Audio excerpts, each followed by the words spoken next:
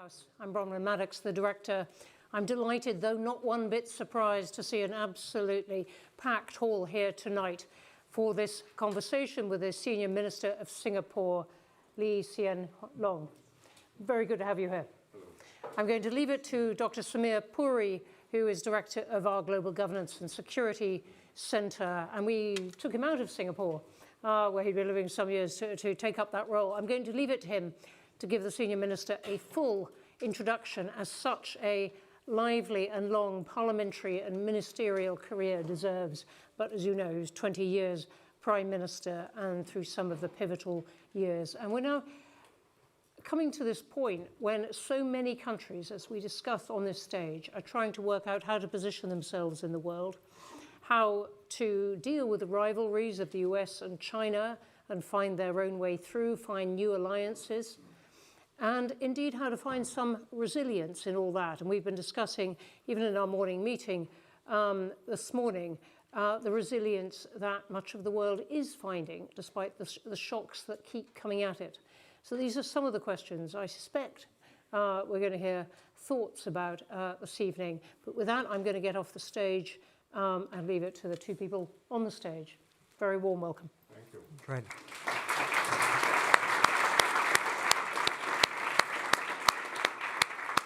Well, thank you very much, Bronwyn. Welcome to all of you in the hall. Welcome to the many more joining us online as well. And of course, to Senior Minister Lee Hsien Loong. Welcome back to Chatham House. I'm going to tell you a bit about the event, then of course introduce our speaker. We're going to hear from Senior Minister with some opening comments. That will be followed by a discussion between he and I on stage. Before we open up to questions in the audience, we'll have plenty of time for questions in the audience, by the way, so do get thinking about what you'd like to ask. Just on the event itself, this event is on the record, it's being recorded and it's being live streamed as well. Please do tweet about this event if you like, using the hashtags @CHEvents and @Chatham House. And when you are called upon to ask a question, if you put your hand up, please make sure you introduce yourself. Please make sure you ask a concise question. Those of you who are submitting your questions online, I'll be able to capture some of those here as well. But do introduce yourself if and when the microphone does come to you. Now, I'm going to introduce our esteemed guest, Senior Minister Lee Hsien Loong. Lee Hsien Loong was appointed Senior Minister after stepping down as Singapore's Prime Minister. He was Prime Minister between August 2004 and May 2024. And Mr. Lee was the Secretary General of the People's Action Party, PAP, from November 2004 to December 2024. As Secretary General, he led the PAP to win 4 consecutive general elections, 2006, 2011, 2015 and 2020. He was first elected MP in 1984, and he has been re-elected 9 times, most recently as an MP for the Ang Mo Keo Group Representation Constituency. Mr. Lee also chairs GIC, which is Singapore's Sovereign Wealth Fund, and the Research, Innovation and Enterprise Council, an international panel that provides strategic direction for Singapore's research and development efforts. Earlier in his career, Mr. Lee held various ministerial appointments, including Deputy Prime Minister, Minister for Finance, Minister for Trade and Industry, and Second Minister for Defence. He was concurrently chairman of the Monetary Authority of Singapore from 1998 until 2004. And before entering politics, Mr. Lee had served in the Singapore Armed Forces, retiring as a Brigadier General. Mr. Lee, let me hand over the floor to you for your opening comments. We're really looking forward to hearing from you. Thank you, Samir. Happy to be back at Chatham House. The last time I was here was 2014, more than a decade ago, and as Samir reminds me, soon after the invasion of Crimea. In the last 10 years, the world has changed a great deal, and the multilateral global order, led, guided, shepherded by the United States, has come a long way towards unraveling. It's something which has been underway for some time, partly because the trade imbalances and tensions which have built up between countries partly also to a substantial degree because of strategic tensions and rivalries between the US and China, as China has grown stronger, and contradictions have emerged in their relations. It's been brewing for some time, but this last year it has come to a boil with a new US administration. And it's something which affects all countries, small countries particularly, Singapore, looking out at the world anxiously, trying to avoid the storm all around us. But even all other countries are trying to ask how to navigate through this storm and avoid any rogue waves hitting them unawares. And I would just say there are two areas which we can think about and we can discuss later. First, on trade, and secondly, on security. On trade, we used to talk about most favored nation, win-win, free trade, co-prosperity, interdependence. Now we talk about security, resilience, tit for tat, and a bilateral, transactional, win-lose approach, at least in some circles. Where do we go from there? I think for many countries, the answer is the direction it's going, we have grave forebodings, and we're not sure how to make a U-turn, but we will try our best not to go in the most disastrous directions.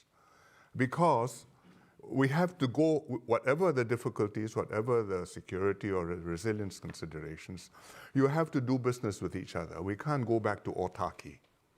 The only example of autarky we have is not a very encouraging one, and that's just North Korea. It's not where most countries want to be.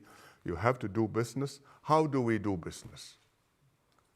And I would say there are three things which we could do, given that a very important player, the United States, has decided that they will no longer hold the ring.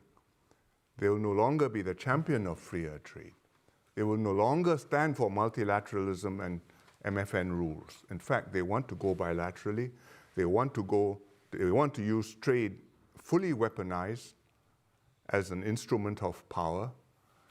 And they also look askance sometimes when other countries come together and want to promote trade and cooperation with one another. What do you do with this reality? And I would say there are three things. First, don't give up on the WTO. There's life in the old dog yet. It's got many shortcomings. It's ugly, it's inefficient, it can't make decisions because consensus means unanimity, and that's paralyzing. But there are things you can do within the WTO umbrella, and you do want that umbrella because it represents a certain ideal, a certain conception of the way we should work together, which we do not wish to give up for good reason. So I give you two examples of the things which you can do in a practical way. One is something which they call the JSI, Joint Statement Initiative. It's to do with e-commerce, the JSI on e-commerce. And it's a group of countries came together, led by Singapore and Australia. And it doesn't cover all the countries in the WTO, but a fair number of them. And we came together and agreed on a set of rules which would govern e-commerce and which would help to promote e-commerce amongst ourselves. And well, it's not universal, it's consensual, but these are all consenting adults. We know what we are doing, and we hope that others will want to join us. And well, if that's a contribution to the global system, that's a plus. A more recent example, still on a very nascent scale, is what we call FITP, the Future of Investment and Trade Partnership. It started as, I think, 14 small countries, Singapore again there, with New Zealand, with the UAE, with Switzerland, and a few of the, I think, EFTA countries. And the idea is to agree amongst ourselves on broad rules for engagement when it comes to investment, to trade, to dispute resolution, So even if the WTO mechanisms don't work, we have some idea how we can work with one another and avoid ending up in a war of all against all. And again, if other countries would like to join, well, that's a plus. There is some precedent for small things growing big. For example, the CPTPP, the Comprehensive Partnership on Trans-Pacific Trade, started off as a very small and improbable thing. 4 of us, Singapore, New Zealand, Chile, and Brunei. We called it the P4. And the hope is not that there was any significant volume of business, but we hope that by creating this, it could be the nucleus around which some crystal would form. And it did form, and we negotiated, and we had Japan join the party, we had the Vietnamese join the party, we had Peru join the party, Mexico, Canada, even the United States joined the party, which is we thought we had hit a 6. And it nearly got across the finish line, but unfortunately Obama couldn't get it through Congress and didn't want to try, and he ran out of time. But we salvaged it, and today you've got the TPP minus the US. And we called it the CPTPP, it's 11. And last year, UK joined, and it's 12 again. And it shows that small things can grow, and it may not cover the world, but it makes a significant contribution. And I think we should work like that in the WTO. Secondly, on trade, within regions, we ought to work to enhance our own cooperation and bring down the obstacles which we have erected to ourselves. Every region has these. Even the EU, which is supposed to be a single market, is not really a single market in many aspects. Finance, investments, for example, regulations. And so too in Southeast Asia. We have an ASEAN, Southeast Association of Southeast Asian Nations, and we have a free trade agreement, but there's more we can do to bring down the obstacles to trade and integration amongst ourselves. I think you can do that with fewer of the strategic and the security concerns, and it's something which is well worth doing. There's no shortage of ideas and plans. The Europeans have Mr. Draghi has a very comprehensive plan published last year, and within ASEAN we have lots of ideas too, and we hope some of them will have more legs now that the necessity is greater. The third thing you can do is to link up between different regions of the world, because the easy path of least resistance is to end up with regional blocks. And you have your area of influence and I have mine, and between us things are difficult. But you really don't want to go there, because that way leads to more friction and I think less prosperity. And you want to link up between blocks so that you can work together and have a network, a web which collectively encompasses the world. So I see the EU is talking again with renewed energy to Mokosa. It's been going on for a long time. Now perhaps it will cross the finish line. EU is also reviving its interest talking to the ASEAN group. That also has been talking for a long time, but there's now new impetus. And it's possible for the EU to talk to the CPTPP group, which I think will be very valuable, because on the one side you have basically a trans-Pacific grouping, a dozen countries. On the other side you've got the European countries, and we both have an interest in promoting trade and integration, and subject to reasonable safeguards and fair trade and all that. And if those things can come to some fruition, I think that you can avoid a worst case outcome on trade. There's some reason for optimism. If you look at the response of countries since Liberation Day, or anyway, since the 2nd of April, it has not descended into a war of all against all. Countries have been mostly quite restrained in their responses, and amongst themselves it's quite clear that they want to preserve as much of the framework as possible so that you don't end up mutually impoverishing each other. And if that can be held, I think that would be very valuable. One key thing is, how do you fit China into this picture? Because They are big, they are important, you have a lot of trade with them, you may want to grow your business with them. At the same time, how do you resolve the imbalances which exist with China, and how do you deal with the security and other aspects which are particularly salient in this relationship? And that's something we can discuss later. On security, taking a Singapore perspective from Asia, I would just highlight a contrast between how it is in Europe and how it is in Asia. In both cases, we are confronted with a US policy which is radically different from what we had planned on and expected. But the situations are different. In Europe, you know pretty exactly what your strategic challenges are. You're dealing with Russia now, successor to the Soviet Union. It's a situation with a backdrop of the Cold War, and that history very present in people's minds. And you have NATO and you have a focus. This is a security challenge, at least. Many countries would say it is the security threat. And you know you want to build up, strengthen capabilities, and improve your collective defense. In Asia, that's not the picture. China is a very important player. It has developed, it has grown stronger, it's strengthening its armed forces. That's one of their four modernizations.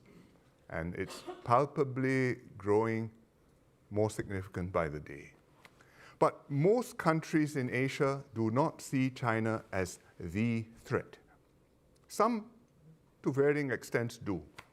Japan, because they have a dispute with China over the Senkaku Islands, but also because of the history of the Second World War, which still hangs over us. Australia, because they are allied to the US, and also they see the Chinese actions in the South China Sea as being inimical to their security interests, and they've said so. Taiwan is a special case. It's not a country, but it's watching very closely what's happening and concerned about its future. And then you have South Korea, for whom the most serious preoccupation would be North Korea, but who no doubt look beyond North Korea and ask, where does China stand on this, which is something which you have to think about. But most other countries do not take such a stance, because we see China as a big power in the region, present, a geographical reality. They are here, we do a lot of business with them, we have prospered because they have prospered, and we want to prosper more. And it started with trade. Now it's not just trade, it's also investments, it's also tourism, people flows. And there are bilateral issues. The South China Sea, there are claimant states in the ASEAN countries who come up against China, which is also a claimant state. But even while you have the bilateral issues, you do not frame it as an existential thing. You want to do business, and you want to be able to manage the relationship, because overall you have many different tongs in the fire. So that's very different from Europe. And to take it a little bit further, I would say even US allies in the region want to maintain their equities with China. The Japanese have a lot of trade and investments in China. The Australians, China is their biggest export market, iron ore, coal, all sorts of things.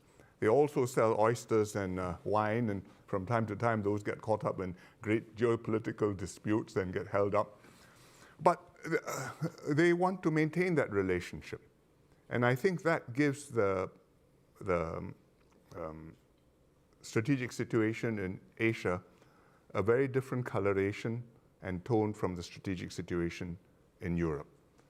It doesn't mean that the countries don't want to maintain their ties with America. They do. They have always benefited from Pax Americana. They have appreciated the US economic presence, certainly, but also the security presence. even as they have simultaneously grown their ties with China. It was a kind of Goldilocks situation. You could have both sides of the benefit. Now you have to make some more difficult choices. And we really don't want the US to lose interest in this and say, well, I'm only focused on Latin America and Asia doesn't matter. Asia does matter outside China. It does mean that if Asia matters to America, they will express their preferences on how you conduct relations with other powers. And all the powers will say, I'm not asking you to choose, but I'd like you to be my friend. And we accept that. But I think for all the countries in the region, all the smaller countries in the region, we believe that it's better to be pushed from both sides and yet have maneuvering room and freedom of action and autonomy in a region which is open, in a region where you have choices, where there's a balance of power. And multiple players are here, and therefore we don't all get everything we want, but you're able to prosper together and take the opportunities here. And that includes Europe and UK having an interest in the region, and including on security issues, because the South China Sea is far away from you, but if you care about global trade, then these are critical lines of communications, and you have an interest in freedom of navigation around the world. So we are in this situation. It's not ideal. We can find a way forward. It's much better than being left to our own devices and the world being carved up into spheres of influence. And small countries having the choice of one for their best and biggest friend. And we hope we can sustain that. We have agency, but the outcome, well, maybe in 10 years' time we'll know what has happened. So thank you very much. Thank you. Thank you, Senior Minister.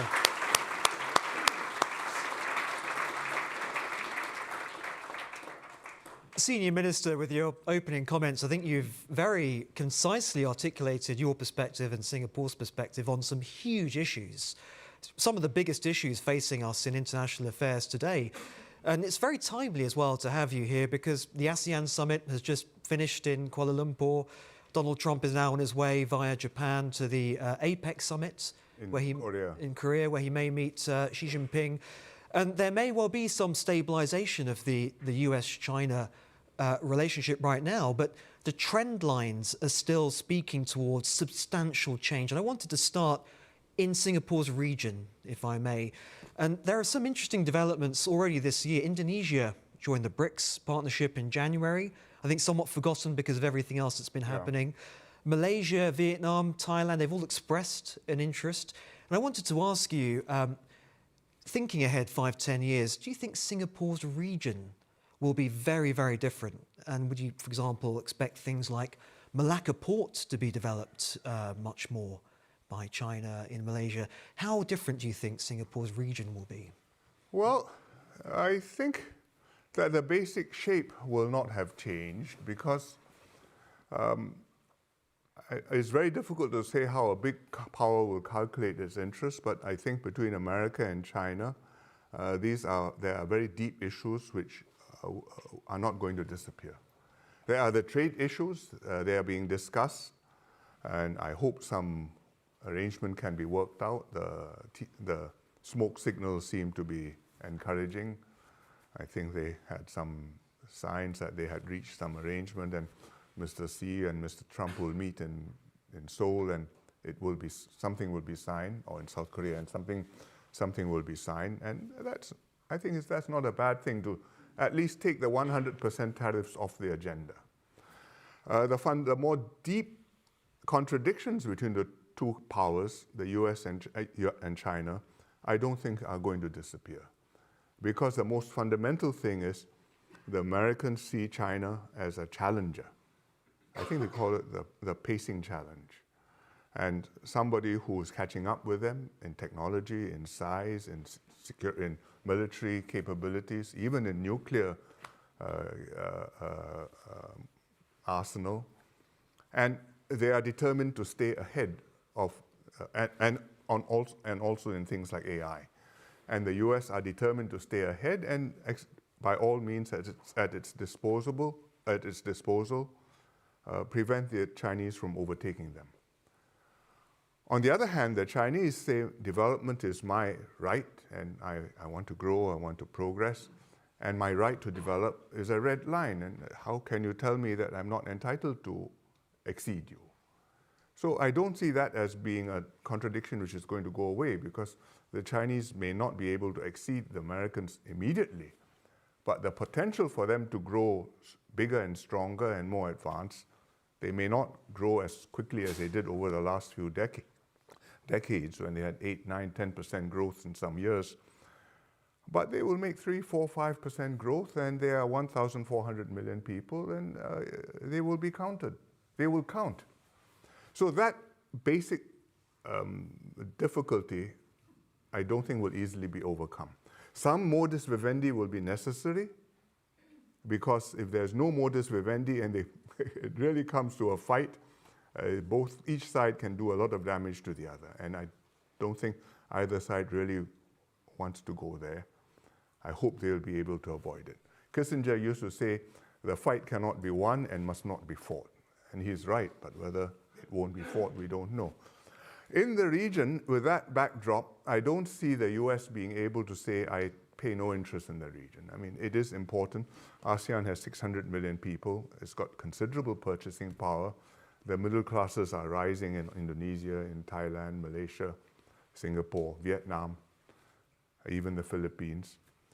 There are troubled spots like Myanmar, but it's a significant economic entity taken as a whole.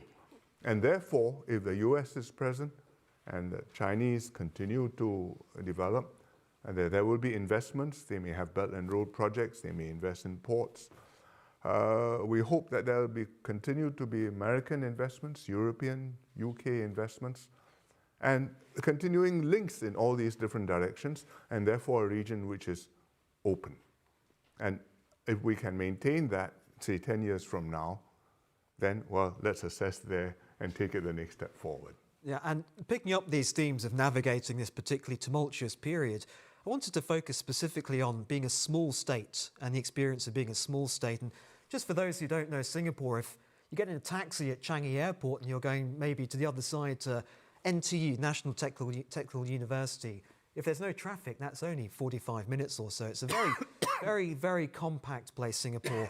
And I think a lot has been said about punching above its weight, but I wanted to find out from you a bit more about what can practically be done by small states grouping together. You gave the example of the Future of Investment and Trade Partnership, for example. Do you think that it will end up being small states clustering for safety in a difficult environment, or can they actually provide a positive example that maybe gathers momentum and preserves parts of this rules-based order that you're talking about that needs to be preserved? Well, first, small states coming together for safety is useful. Minnows do tend to school together, and we are all minnows, some bit bigger than others. But it is possible that there will be there will be bigger participants. Sorry. Let me have a sip. It is possible that there'll be bigger countries which think it makes sense to follow rules which work, and will join the groups and make the groups more effective, more significant, and yet without crowding out the little guys. Yeah. And that's quite delicate. You want to bring in bigger players, hopefully in a balanced sort of way, so that they sort of even each other out, and there's still room in the interstices for us little guys still to continue to exist. I hope so. And even if this particular initiative doesn't work, I hope other initiatives will come about and will provide some, at least partial safety net for the world, it's such for the trading system. Such an interesting collection of countries, UAE, Liechtenstein and a few others, New Zealand, Switzerland. Yeah. And let's move on to security, because you focused on that in your opening comments, and I think you rightly distinguished the security challenges that Europe faces as being actually fairly, arguably straightforward to diagnose versus in the Asia-Pacific, where it's a very, very different set of circumstances. And Australia and Japan, I guess, are two countries that can be maybe more forthright in how they articulate their concerns and their reactions to this. But from your perspective, now the balance of power is clearly changing, even if there's a desire to retain a balance of power. As you said, China's military is modernizing, it's expanding. How does Singapore avoid feeling like a spectator as these changes take place? What are the sort of practical steps that can be made in terms of security from a regional and from a national perspective? Well, what I discussed and described are some of the things we are doing. We are actively instigating cooperation on trade. We are very active at the UN. We have a forum of small states, which Singapore initiated, and we continue to sort of help the group to convene and to discuss things with one another, which is very active.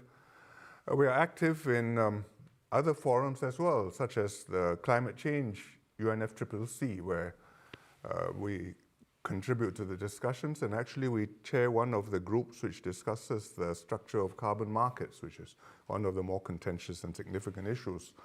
So I think by active diplomacy you can participate, you can help to shape the consensus, you can nudge things a bit this way or the other.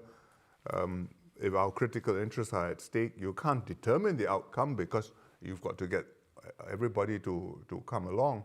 But we can pipe up, and if we make sense, and make sense for more than just ourselves, then I think we can have some influence.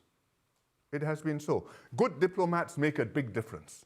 You can be on Zoom, you can be on Twitter or X now, but you want good people in present, exercise, making an appreciation, understanding what the issues are, making an impact, impressing people with your competence and your commitment and your reliability, and therefore they can do business with you, and therefore, well, you count for something. And I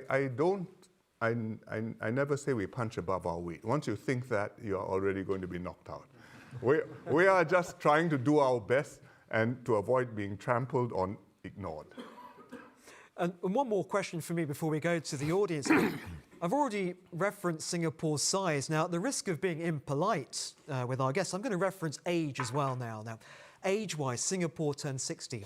Yes, that's very young for a country. Very, very young for this country, but nonetheless, it's sufficient time to have experienced serious global transitions and periods of serious uncertainty in the past. And of course, when Singapore became independent from Malaysia in 1965, this is the time of the late Lee Kuan Yew, your esteemed father, and those periods of instability, obviously incomparable in terms of the geopolitical forces at play then versus now. But I just wanted to ask you, with the sort of the wisdom of Singapore now clocking up a few more years on the clock, what are the insights you might be able to share around the mindset of navigating unpredictability and uncertainty in potentially quite difficult situations? Well, first, I think you have to get your population girded up and aligned. And you have to be upfront with them and tell them, we are in for a difficult time. This is what we can do. Let's hang together. And there are things we can do. Let's do it. In the early years, we used to talk about a rugged society, meaning one which is where people are able to take knocks and bumps, and you fend for yourself and you're self-reliant, and you also hang together to deal with problems and to be able to make progress together. And with that philosophy, we came through and we made very steady growth over more than a generation. And Singapore came from third world to first during a period when we went through 2 oil shocks, later on an Asian crisis, and then we had a global financial crisis. And some of that, there was a war raging in Southeast Asia, in Vietnam. That came to an end. Then the Vietnamese invaded Cambodia, and considerable alarm because we saw it as part of the Cold War and a proxy fight. But the region held, and we came through that too. And today we have ASEAN, and Cambodia and Vietnam are members of ASEAN. So I think the first lesson is you level with your people, hold them together, and then we maximize our chances by not being divided up amongst ourselves. I think the second one is what I said earlier, externally, to be reliable, to make a constructive contribution, to be a player which people know will make a difference and can be helpful. Be relevant to others. Relevant economically so I can earn a living, relevant in other policy forums so that, well, your voice is heard. Thirdly, you must be prepared to fend for yourself. If your fate depends on somebody else's blood and treasure, well, then you may have best friends, but push comes to shove, who's going to be there fighting for you? You have to be prepared to stand up for yourself, which means investing in security, in defense, building up armed forces.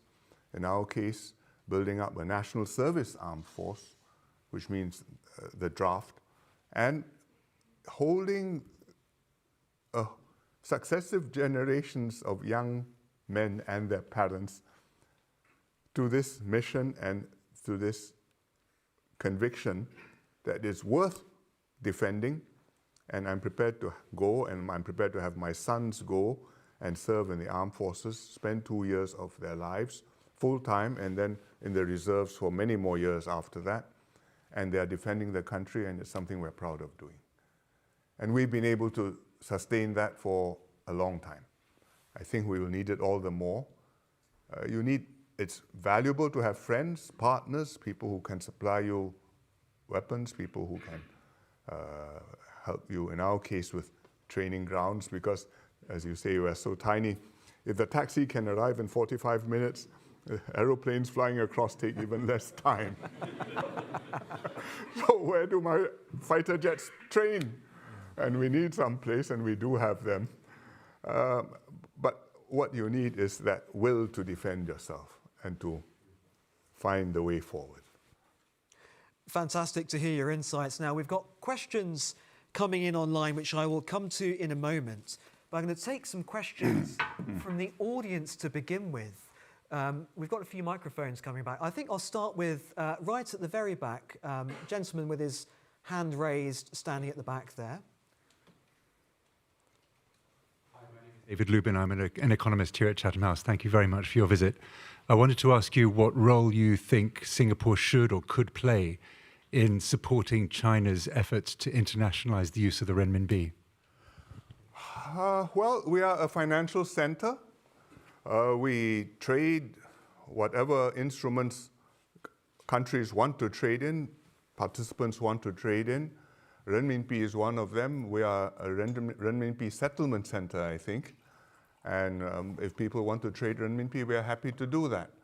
How far it goes really depends on how far the Chinese are prepared to ease up on capital controls on the renminbi and to deepen their bond markets and their financial markets, and to build up an ecosystem where the international investors, whether you're a sovereign fund or whether you're an MNC or an individual high net worth, will feel quite comfortable to take, say, 1/3 of your assets under management and say, I put it in a Beijing bank or in renminbi bonds. That depends not only on the economic policies and the financial rules, but also on your overall political system and on the political relationships between China and the other countries, and on how China handles these financial obligations. Because the banker may turn out not just to be the banker, but he may take instructions from the government, and the government may have other ideas. I mean, if you are carrying a US dollar asset, and therefore somewhere or other you are linked to a US financial institution or a financial institution which operates in the US, you know that there is de facto considerable extraterritorial influence, if I may put it delicately, by the United States, if they wish to, on the fate of your investment. And people have to weigh that. Right now, you say TINA, there's no alternative, so people still use the US dollar. The euro is one alternative, but then you're considering carefully what to do with Russian deposits frozen, precisely for this reason.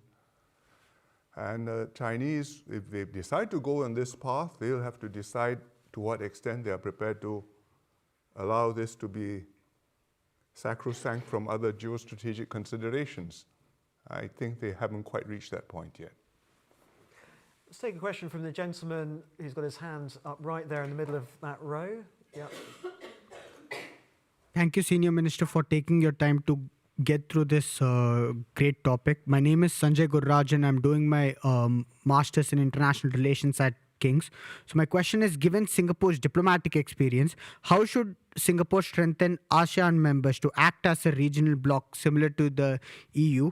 And which sectors should it strengthen the partnership with? Thank you. I think Singapore is the second smallest member of ASEAN. So we work with our partners, and where there is common interest, we align and we work together. On trade issues at the WTO, we often were able to do that because we did not have seriously contradictory perspectives. On strategic issues, it's not so easy to do because strategic situations differ, and therefore the security and strategic outlooks are very different, and therefore you fundamentally have not quite aligned views. If you talk about freedom of navigation, for example, in the South China Sea, everybody says, yes, I agree, freedom of navigation.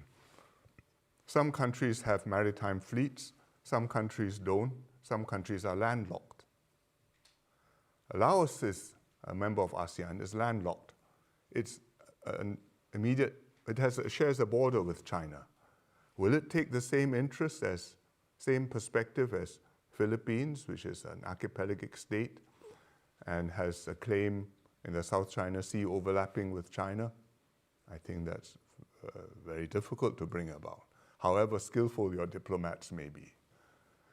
And if you are Indonesia, which is the biggest country in Southeast Asia, and with a significant domestic market, your perspective will be different from Singapore.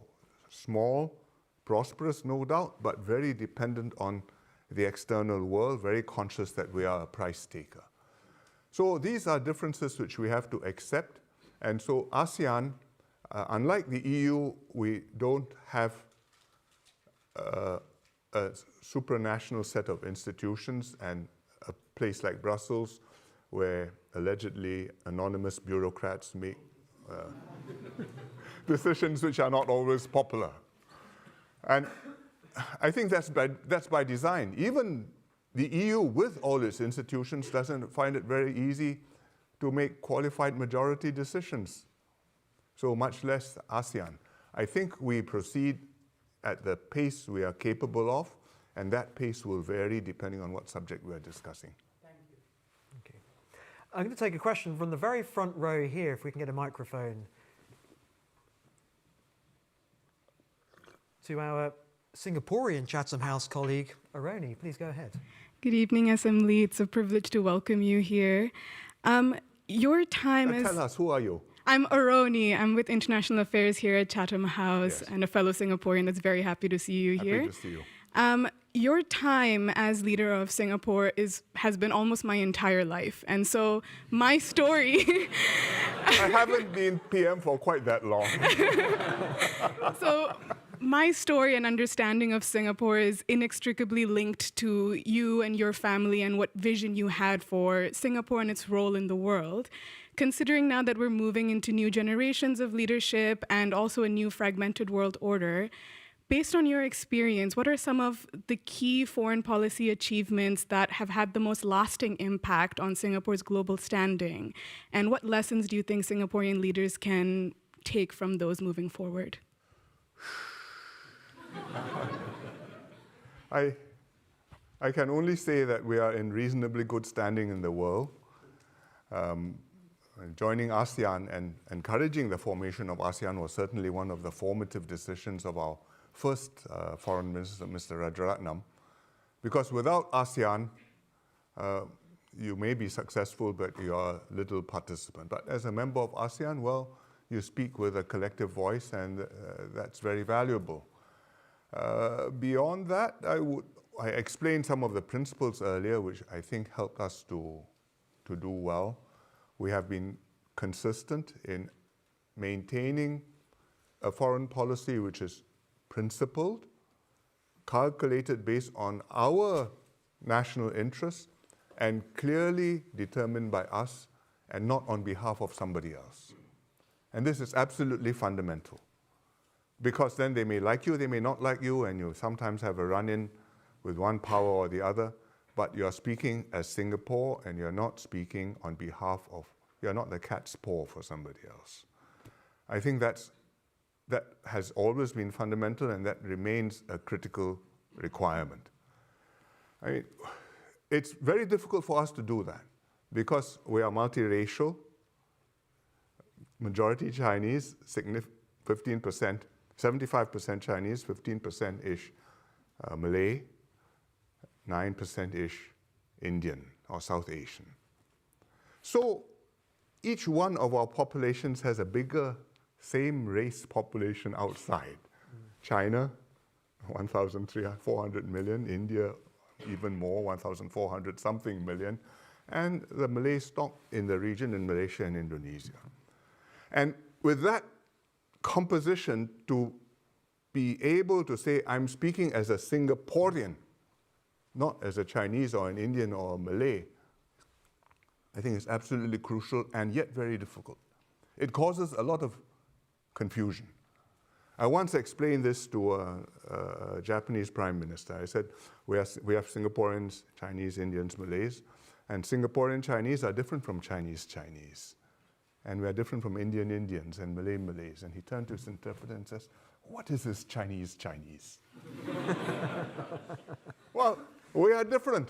We are different because our national interests are different, and also because amongst ourselves we have made accommodations and adjustments and compromises, and we know how to get along with one another. And if we walk along the street in London or New York and you spot a Chinese, you look at him carefully and you can guess that that chap probably came from Singapore. Oh, maybe the way you walk, the way you dress, the way you interact with your family or with other people, there is a certain identity which is emerging. And that's very important. If you lose that because there's some influence operation or you have some bot network which has persuaded you that you should be standing on one side or the other, well, then you are gravely compromised. The other thing which makes our diplomats' job easier, and is very important, is that domestically you are successful and you are united. If you are domestically not successful, you can have the most eloquent diplomats, but you are representing a country which is not working. Why should I listen to you? What can you do for me? But if domestically your system is working, you've got solutions to your own problems mostly, you're working on things and trying to make it better. And furthermore, there's consensus on where the country stands in the world. Then it's much easier for our diplomat to make a consistent pitch and to say and to convey without having to say it, that if you deal with us in 5 or 10 years' time, it may be my successor, but he will be of cognate mind. It will not be the opposite of what I'm doing. There is consistency, there is rationality, there is long-term direction. We adapt as we go along, but we do not chop and change. And it's not easy for many countries to do that. It's a very precious thing. I don't say that we can do that forever, but so far we've been able to sustain it, and my successor, I think, is carrying it forward quite well. So I think we had a question from the gentleman just on the end here, please. Minister Lee, Robin Niblett, former director of Chatham House. You talked at the beginning in your third solution to this difficult world we're in should be greater intra-regional cooperation. Looking at the ASEAN summit that just took place, there's one big example of intra-regional cooperation, which is the Regional Comprehensive Economic Partnership. Yes. Which obviously China, I think, inspired at least. One in which China plays a big part, should we say? China is a member. Of which China is a member. But as you said earlier, you'd come back later on, you said in your talk, how do we accommodate a China that has acknowledged large overcapacity, but where it may be leading the intra-regional aspect of cooperation? How do you deal with that dilemma? Well, the RCEP is quite a diverse group. I'm not sure. I suppose now that it exists, multiple people may claim parentage. But I thought Singapore had something to do with the initials anyway, because originally it was meant to be an East Asia summit kind of partnership, basically of the economies which are on the Asian side of the Pacific. And that included China and the Northeast Asian countries, Australasia, the Southeast Asian countries, and also India. And in that configuration, we thought you brought the major economies in, and there was a good balance. China, India, although India really is 1/4 the size of China's GDP. And then you have Australia and New Zealand, who are treaty allies of the US, and if they're in the group can't be that anti-US. So we thought we had a good configuration, and it came quite far. But you never know until you reach the marriage altar who's there. And quite late in the process, the Indians decided that they did not want to participate in this. And therefore, we now have, ASEAN plus Northeast Asia plus Australasia. I think it's a useful grouping to have. I hope one day the Indians will be ready to participate. Certainly, if they're going to grow and on projections one day they will catch up with the Chinese, maybe even overtake them, but because they have a much younger population and the Chinese population is already declining. But I think within that framework there is room for significant economic cooperation. It's less substantial than the CPTPP, which covers many more areas and more deeply, but it does bring these countries together, and it is a signal that we want to trade with one another, and we do not want to beggar thy neighbor with one another. So that's, I think, one package. Your broader question, how does China fit into the system? I think the answer is somehow or other China does want to fit into the system, because from their perspective, they are not wanting to go and to wreck the WTO system. They have benefited from this. They joined the WTO. It was at a time when Zhu Rongji was the premier, and he had a clear view that this was the way to force his own companies, including SOEs, to become internationally competitive, because you have to follow the WTO rules. And therefore, you have to open up your markets. I mean, some negotiated arrangement, but business has to be done. And therefore, you have to measure up. And in the early years, anyway, there were disputes which were brought to the WTO, and they sometimes went in favor of the Chinese, sometimes went against. And when they went against, quite often the Chinese actually complied and fulfilled the judgments. I'm not sure that's the situation now, but it was how it started up. But now what they say, and have said quite consistently, is that they uphold the multilateral trading system, and they would want to go by a rules-based order. But the rules-based order, in which one participant is a lot bigger than the others, calls for forbearance and restraint and certain self-enlightened magnanimity, which doesn't come naturally to any great power. And even powers which have done it for a long time sometimes relapse. There are few examples may come to mind. So in that situation, for China to participate is not so easy, because You've not only got to express the right attitude, you've actually got to convince people that this is how you're going to behave in real life. And there have been situations where you've had disputes with countries between China. I talked about Australia. Oysters and wine get caught up in the dispute with Philippines. Bananas and things like that run into phytosanitary problems. Each one of them has some technical explanation, but taken together, the question is, are we absolutely sure that trade is trade and politics is politics? And that is something which I think does need to be addressed, as does the question of the imbalance and how to restructure the Chinese economy so that it's less dependent on exports and can, or at least so that it has a smaller export surplus and has a greater degree of domestic consumption. It's not a straightforward matter to do. It's not just a matter of issuing coupons to buy new cars or refrigerators or of paying everybody more money. You've got to have quite a fundamental restructuring of the economy to make this happen. And it is very difficult.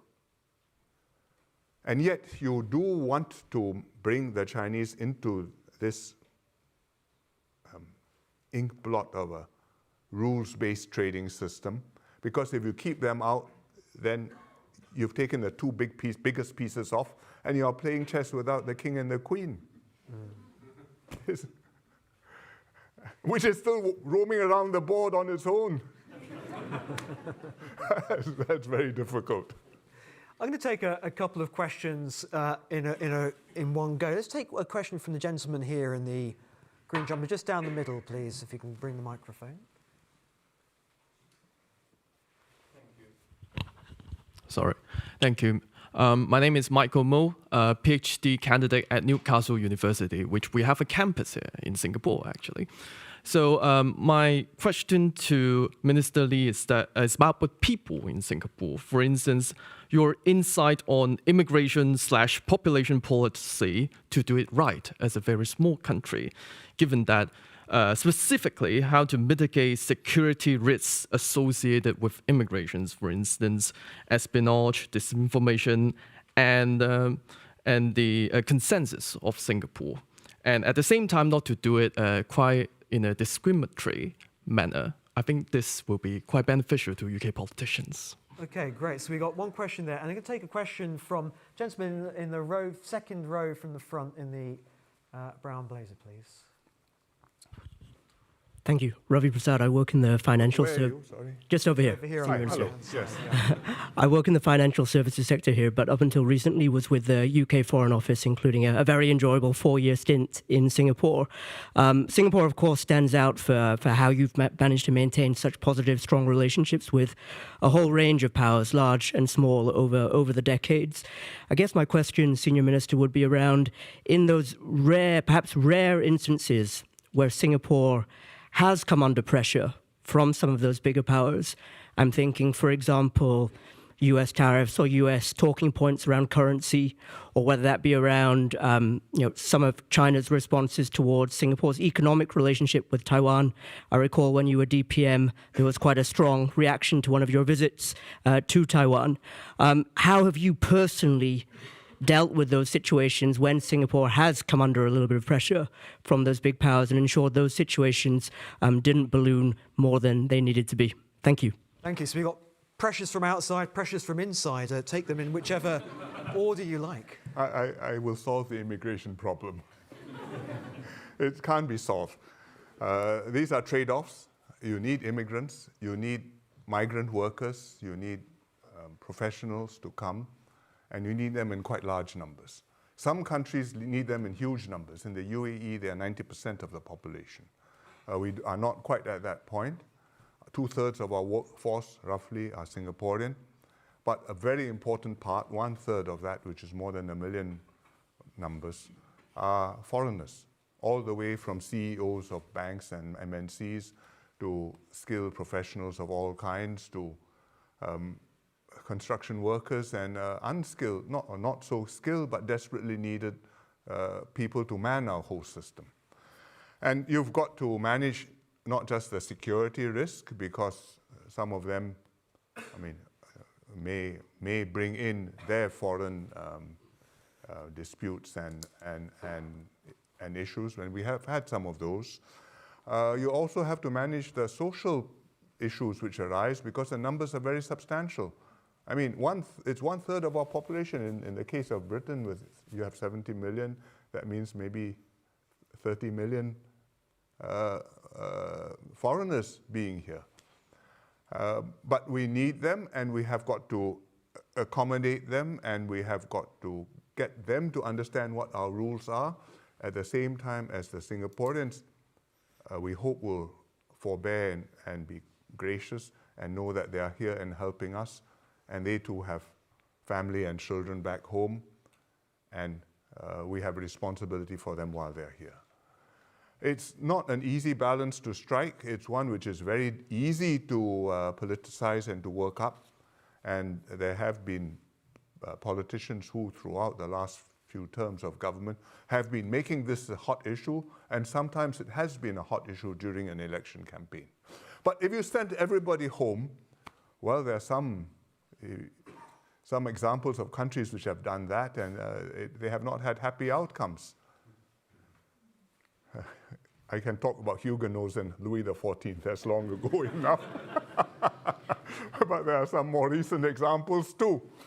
And so we have to manage them, and they have to know that if you're in Singapore, please keep the bling down.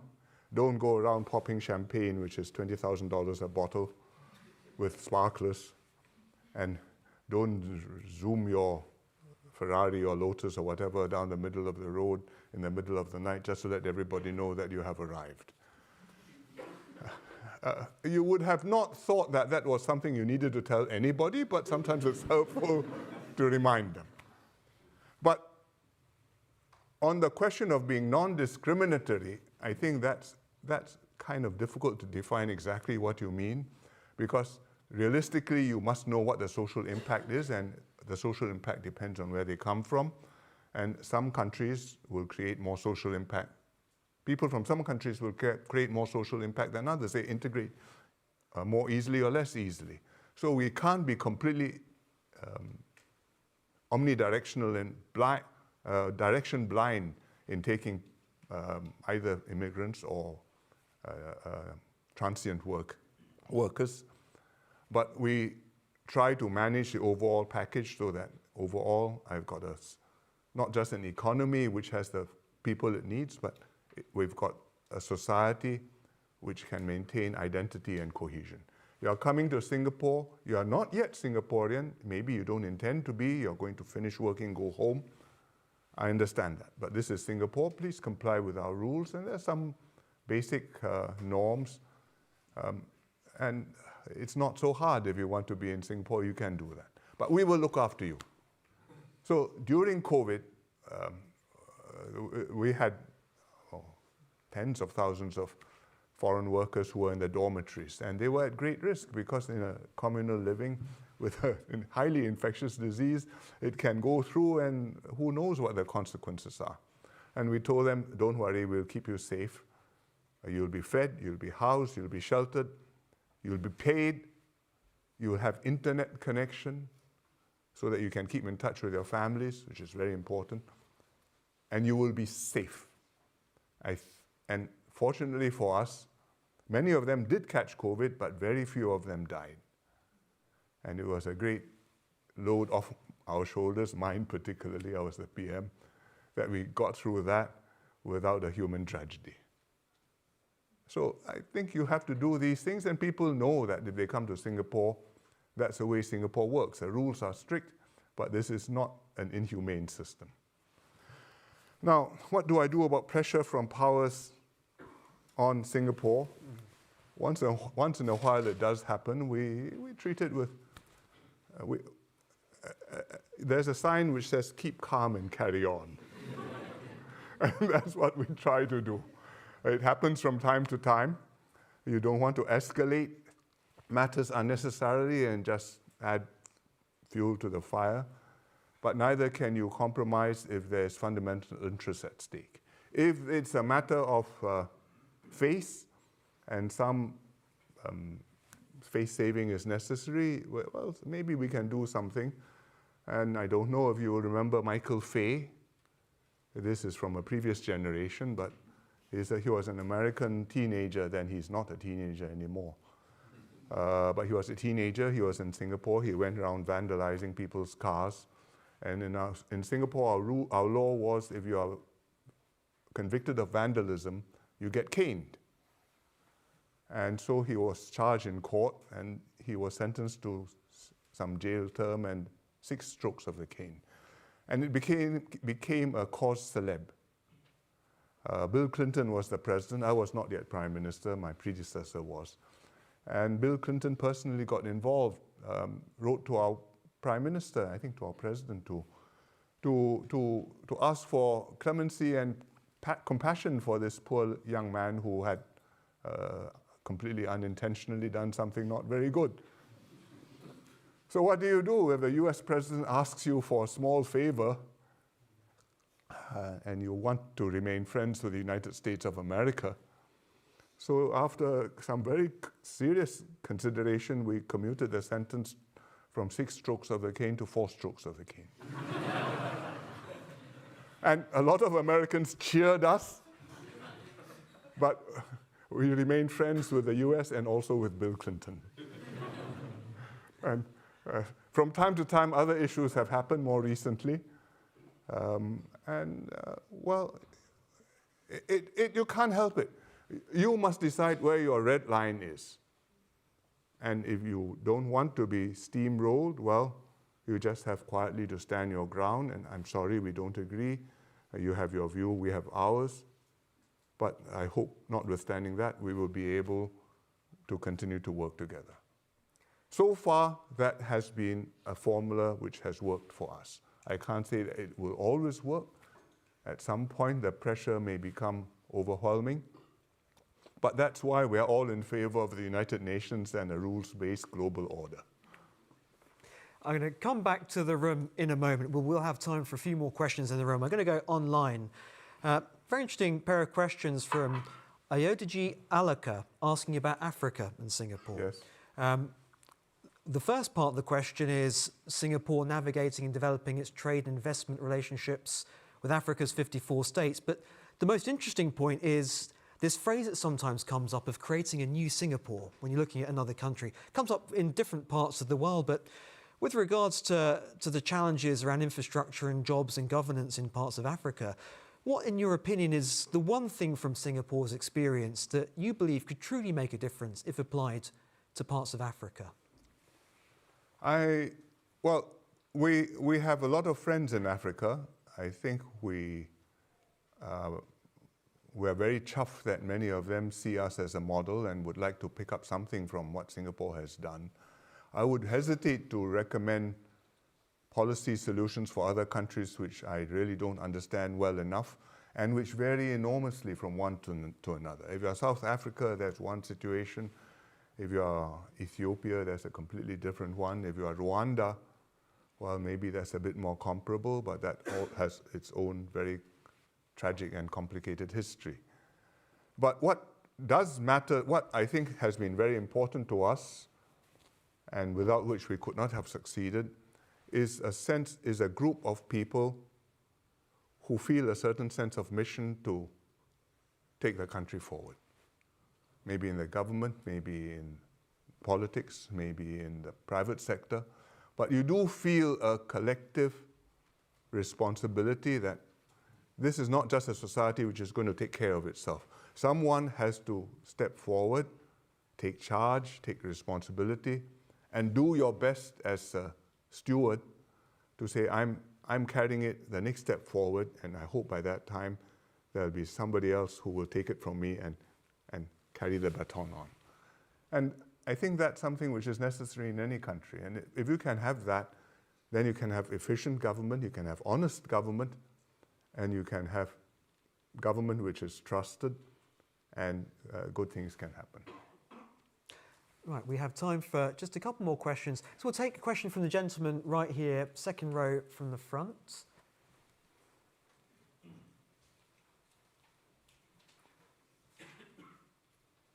Thank you, Mr. Senior Minister. My name is Moaz Hayat. I'm a PhD candidate at Cambridge University in politics. I had a quick question on ASEAN. You mentioned how important ASEAN is, especially at this time. Do you think part of that would require strengthening ASEAN's institutions, and specifically growing the funding and the capacity of the ASEAN Secretariat to have maybe a more strong organization that can respond to some of these challenges? Thank you. And the gentleman who's been waiting very patiently with a red tie just there.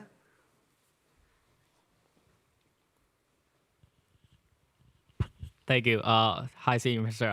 I'm from Cambodia myself, and I realize that Trump plays an important role in ASEAN's future, I guess, relationship with the U.S. And my question is, given ASEAN's export-driven economic models, how do you think, I guess, ASEAN as a whole could leverage the relationship with the U.S. right now, as Trump has been particularly interested in, I guess, as ASEAN as a bloc? Thank you. Oh, very neatly paired questions there for you. I think it's always helpful to strengthen institutions. The question always is how much will it cost and who will pay for it. ASEAN has got a secretariat. The secretariat does a lot of projects. We have a lot of meetings and a very wide range of cooperation now. It's become not as intense as the EU, but very regular and a very valuable habit. So we deal with each other repeatedly, and therefore you know that you want to maintain that relationship and you don't go to war on one issue because there are a dozen others which matter and which we need to still work together on. I don't think that the constraint on ASEAN right now is the strength of the institution. I think the question is, first, the degree to which the countries have a consensus on issues. Do they agree on the basic issues or not? And secondly, if you are going to have stronger institutions, to what extent you are going to give them powers to override what governments want to do. And that's a very hot subject, even when you were in the EU, and still is in the EU. So I think that the priority is not so much on building up further the institutions. You want them to work well, but really the priority is continuing the habit of cooperation and expanding the areas where we see eye to eye so that we can do more together. How does ASEAN take advantage of its good relations with Trump in order to export more to the United States? I think right now, every country wants to take advantage of its good relations with the US president in order to maintain a stable relationship with the United States. And for ASEAN, that's probably a realistic objective. The ASEAN countries are not all on the same level with the United States. Some of us have a trade deficit with the US has a trade surplus against us, like Singapore. Other countries have a trade surplus on the US, for example, Indonesia or Vietnam. Some of us are trading goods which are mainly made by US MNCs in Singapore. For example, pharmaceuticals or electronics. Others are selling the US raw materials, minerals, or even rare earths. So the situations are different, and I think each country will work its own arrangement with the US. It has not been so easy for the EU to negotiate as one a trade agreement with the US. You have to decide whether you're going to take the hit on Parmesan cheese or Mercedes cars or cognac wine. And that's one of the reasons, not the only reason, but one of the reasons why you're not taking as aggressive a line on trade, or the EU is not taking an aggressive a line on trade as the Chinese have been with the US. So similarly with ASEAN. But I think if we can just maintain an equable relationship, and we accept that sometimes these things happen, and you may or may not be able to justify it in terms of abstract principle or either principle of economics or principle of ethics and just rewards, but that's just the way the world is. Senior Minister, we have come to the end of our time with you, but I want to just say how enlightening it's been to hear, on the one hand, your pragmatism, On the other hand, your optimism, I think, in terms of navigating this particularly difficult era in global affairs and that unique Singaporean perspective and your perspective that you've articulated. Thank you so much for spending this last hour and 15 minutes or so with us. And I think let's all join and give the Senior Minister our thanks and appreciation for his time here. Thank you so much. Thank you. Thank you very much. Thank you very much.